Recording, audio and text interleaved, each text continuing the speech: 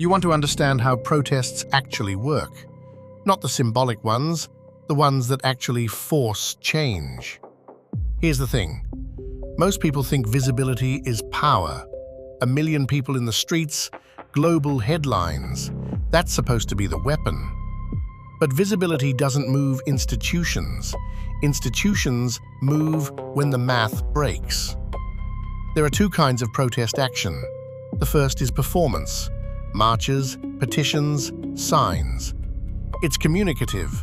It says, we exist. We disagree. It's visible. It's often beautiful. And it rarely forces concessions. The second is structural. Strikes, boycotts, refusal to participate. That's when people stop making the system run, not asking it to change, making it unable to function. Here's what the data shows. Non-violent campaigns succeed 53% of the time. Violent uprisings succeed 26% of the time. Twice as effective. Why? Because non-violence lowers the barrier to entry. Your grandmother can boycott, your teenager can refuse to move. Soldiers can defect without losing their sense of self. Participation spreads wider. But there's a number you need to know. 3.5%. Political scientist Erica Chenoweth studied 350 campaigns from 1900 to 2006. She found a threshold.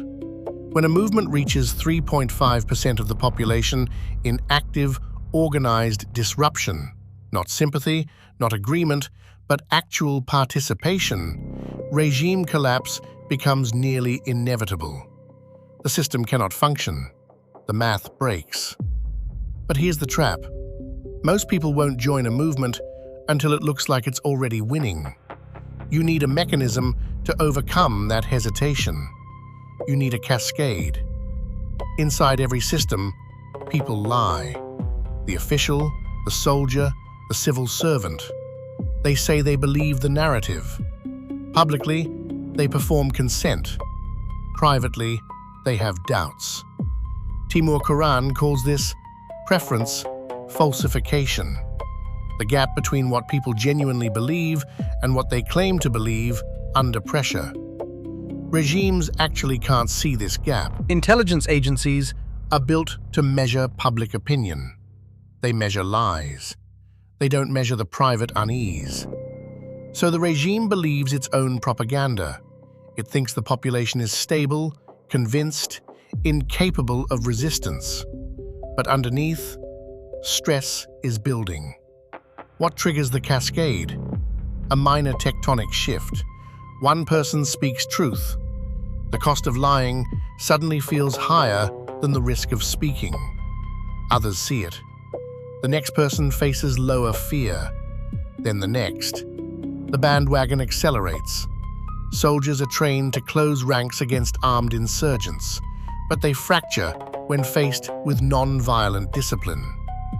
A soldier can rationalize shooting an armed enemy. He cannot rationalize shooting someone his own mother would protect. The guilt becomes unbearable. When the cascade accelerates, the military's defection becomes the final domino. The regime thought it was controlling opinion. It was only ever controlling visibility. There's also the question of backfire dynamics.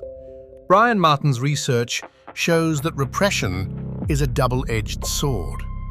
When a regime uses violence against non-violent protesters, it can trigger outrage, but only if 3 things happen. The violence is documented and exposed.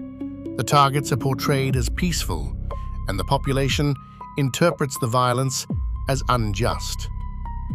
Dili in 1991 is the classic case. The Indonesian regime had committed massacres before, but Dili backfired because Max Stahl's video footage, one person with a camera, broke the cover-up.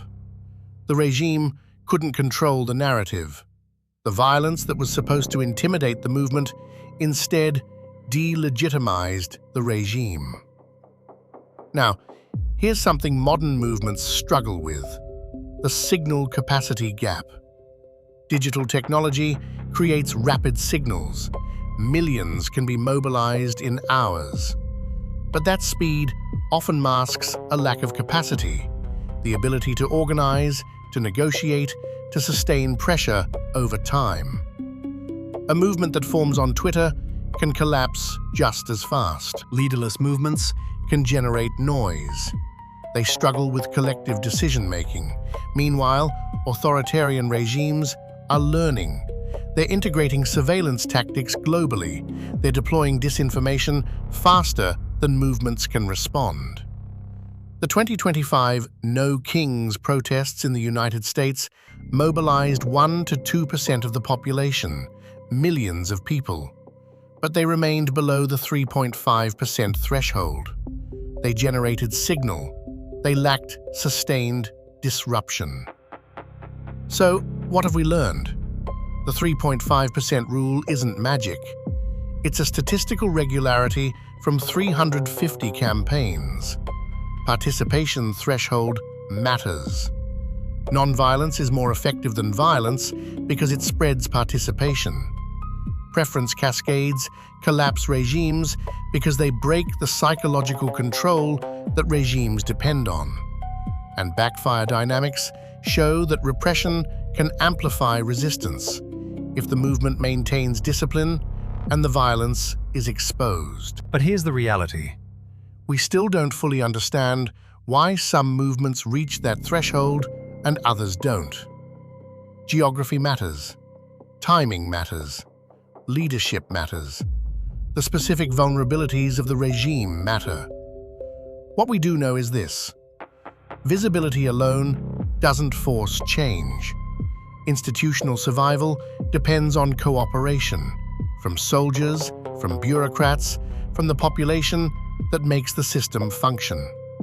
The moment that cooperation fractures, the system collapses. That's not magic, that's mechanics.